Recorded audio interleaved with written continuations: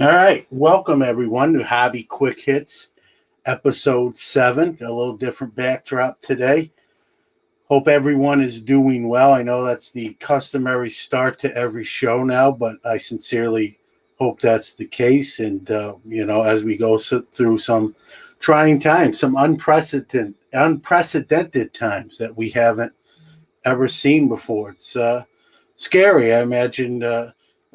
To even our younger population, and they're maybe a little confused or worried. I hope that everyone is doing all right and continues to do all right. So, with that being said, this being Ep.7, generally with these hobby quick hits, I kind of pick one topic and we tackle it and for 15, 20 minutes. And, with everything going on, and I don't want to talk about COVID-19 per se, but I want to talk about the hobby during it. And so I'm calling this the Potpourri Show. We're going to kind of just cover a few different topics and go into different places and whatnot. So recently you might have heard that Cart Monday, the printer that does the printing for not only Topps, but Panini as well, have shut down operations. So it's going to affect some product releases. So product releases either are not going to be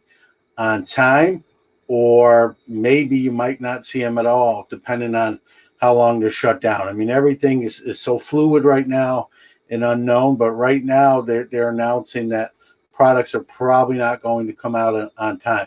Now, the on-demand products are at different facilities, so it shouldn't affect your Topps living sets, your Panini Instants, and those sort of products should come out as scheduled. All those Topps online stuff, Project 2020, Living Set, Card of the Month, all those Topps. I'd be here all day talking about all the Topps on-demand stuff. But you know what I'm talking about. All that stuff should not be affected. But your normal hobby releases are going to be, and they're probably either going to be, like I said, delayed or pushed back, or really, cross your fingers here, potentially not come out at all. So what do you do? Now, for me, if you know anything about me, you've heard me talk about the last 2 or 3 years. Each year I've cut down on my wax consumption anyway. So truth be told, I feel bad for everyone else, but myself's not crushed because I don't open as much wax as I used to. Now it just makes that temptation a little bit easier to avoid when there's not, in a hobby shop or on a Walmart or Target shelf to persuade me. So on a personal level, this is probably going to affect me less than certain others who open a lot more wax than I used to. And I used to. And, you listen to Sports Card Nation, you'll hear why I open a lot less wax. So I've turned to the buying singles and collections and lots. And I've always done that, but I've really ramped that up in the last couple of years. To me, the ROI is better.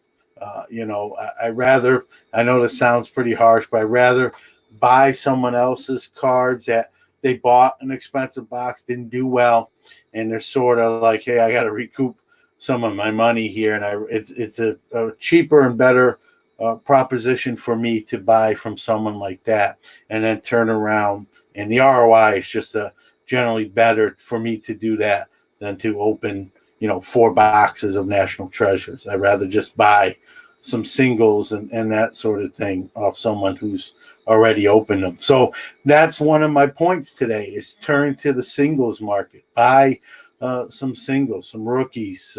And you don't have to be, I use National Treasures as an example, but it can be lower level stuff as well. Lower level stuff.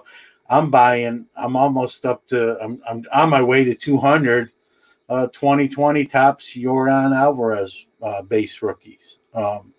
Just one of those cards I think has potential to do something. It's all speculation, but that's one card or one player I'm sort of loading up on without opening a ton of wax. And you can pick whatever you want to do. Another player, Gavin Lux, Bo Bichette, whoever,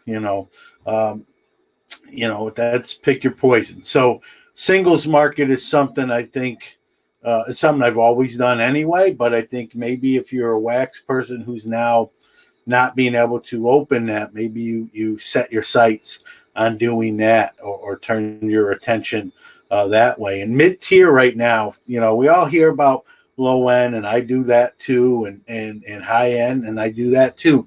The problem with high end is not really a problem, but the thing with high end, the more expensive the card is, the more difficult it is to sell, or the more people want it marked down. And so ROI is a little tougher with that. You might spend three, four, $500 on a card and only sell it for 550. And, or, I say only, but, so you've laid out 500, let's say, and then you've made $50, and who knows how long that process took. I really do a lot of my damage, if you will, with that mid tier, that those $10 to $100 cards, where I buy them, 10, 20, $30 and sell them 60, 70, $80, and two or three times, 200 or 300% my ROI. And that's the range I love.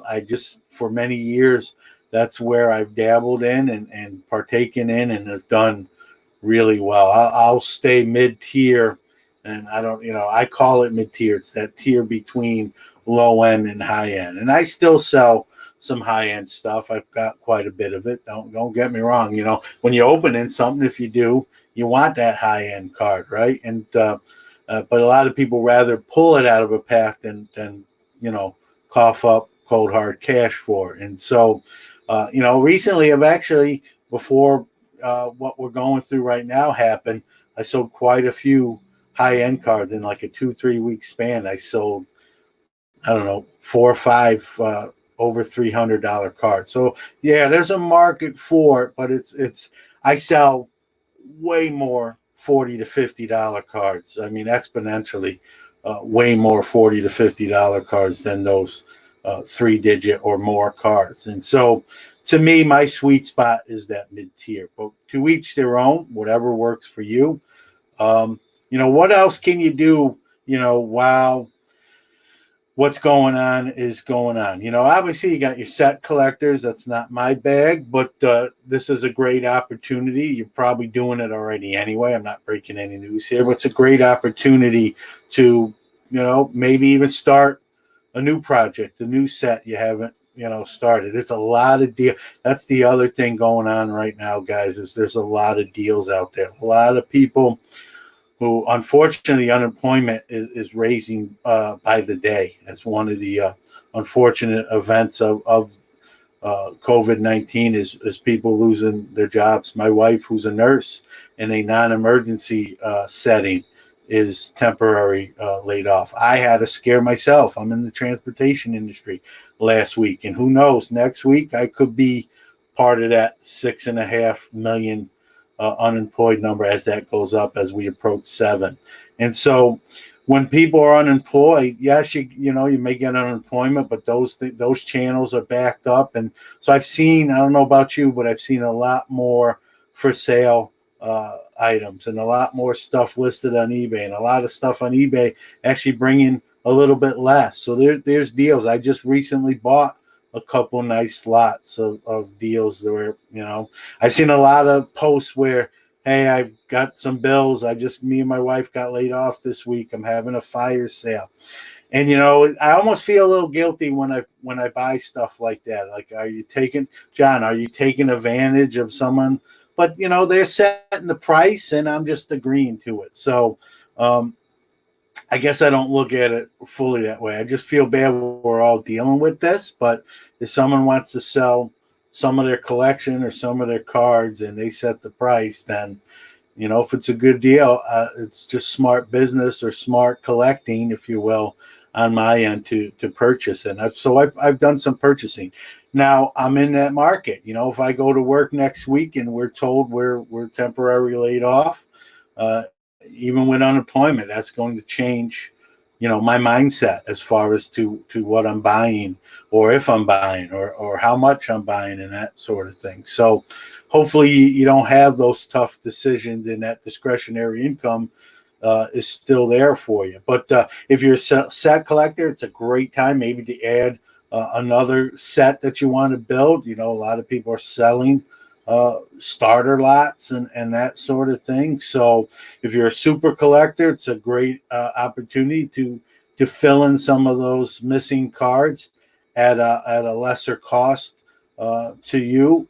So there's some great, unfortunately, we're dealing what we're dealing with. But one of the things is, if you still have that discretionary income in the hobby, it's a great opportunity for you to purchase, whether it be some starter sets, some singles to fill your sets, some lots, some collection. I see a lot more people selling their stuff, I've seen a few even post, getting out. This is my cue to leave the hobby, even though I love it. It just, life takes precedent, and it's sad to see those, for sure. And you just hope brighter days are ahead for that person, and they maybe they come back and start anew. We don't want anyone to leave the hobby. I don't root for that at all. So it's a great buying opportunity.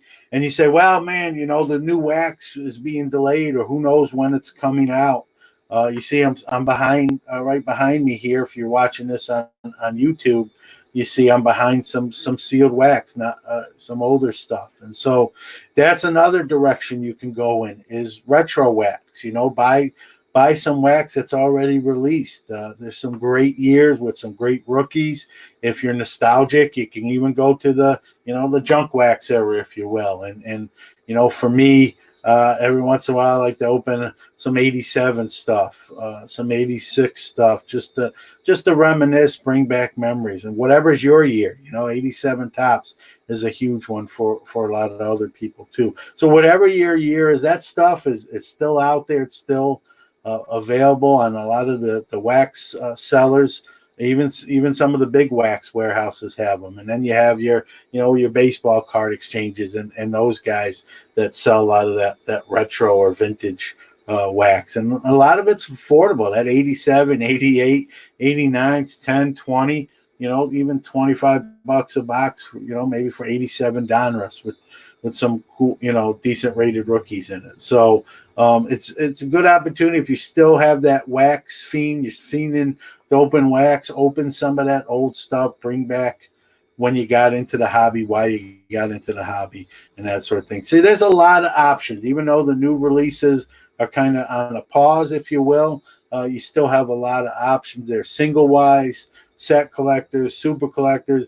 If you're just prospecting or investing in a certain player, if you will, like I said, my guy right now, Jordan Alvarez. And again, all speculation, had a huge year last year.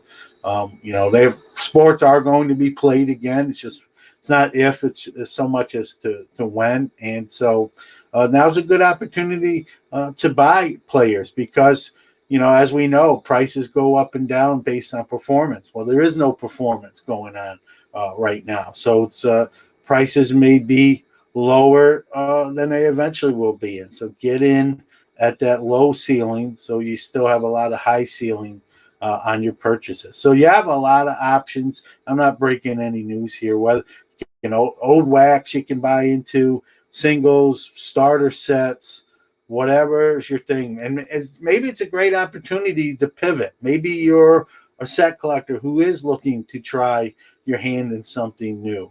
Or maybe you're not a set collector and you want to start being. I'm really not, and I've really started thinking about, being I open a lot less wax is kind of going into some of the vintage, the 60s and 70s, and maybe putting a set together like that. I know a lot of people like to pick their birth year and make that set, in different sports. So whatever's your thing, whatever floats your boat, whatever gets you excited to be in the hobby, if you still have that discretionary income. Now's really, there are some buying opportunities, folks, right now. The market is, still pretty strong, but there are also some deals as prices start to come down. I don't want to say panic selling, but there are people who are looking to liquidate some of their collection into some cash as their discretionary income goes down, or as some of their bills start to pile up, and they need to pay those. So take advantage of the opportunity in front of you. You know, Again, we'll kind of close on that note. There's still a lot of fun to be had in this hobby. The hobby is also that kind of takes our mind away a little bit, sort of our outlet, our release to kind of escape reality a little bit and take our minds off some of the big issues we have on our plate. So do whatever is fun for you. Maybe even try something new. This is a great opportunity to do such. So thanks for giving me a little of your time. I hope everyone is well and continues to be well. I know the CDC, I'll just close with this, has recommended everyone wear face coverings. I'm going to start that tomorrow for sure. I'm in New York, where things are really particularly bad. It's the worst state right now for what's going on. And so I'm going to do my part. I do have a job to go to, but I'm going to do my due diligence to keep myself, my family, and everyone else healthy, and kind of hold up my end of the deal. Please do the same. So with that being said, we'll see you next time. If you enjoyed the show, give us a good rating. If you don't like it or you have some feedback, we are open to it. Reach out to us. Tell us what you like, maybe what you want to see, and the like. Again, everyone, thank you. Stay healthy. We'll see you next time.